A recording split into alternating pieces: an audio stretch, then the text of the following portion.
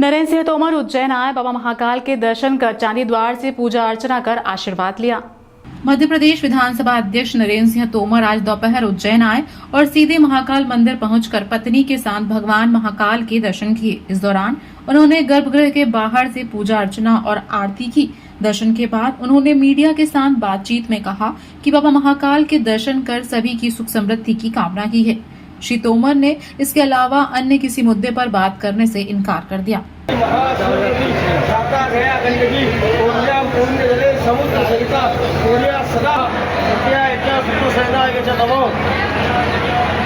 एकदंतेन बिल्वपत्राणि पुष्पाणि समर्पयामि। महामृत्युंजयाय नमः। वस्त्रो वस्त्रादिकं समर्पयामि। सप्तास्यासन परिधस्त्रिः सप्तसमितः कृतः देवादित्य तन्वा न अभद्रं प्रथम पशुम।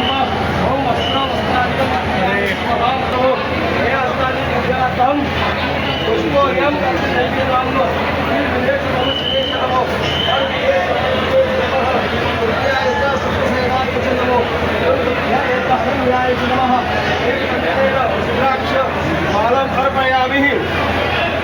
अघोरेभ्यो खगोरेभ्यो घोरेभ्यो गुरुरूपेभ्यः ओम धूपमाघ्रापयामि।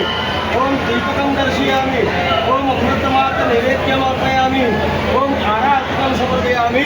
कर्पूर आराधिकम्।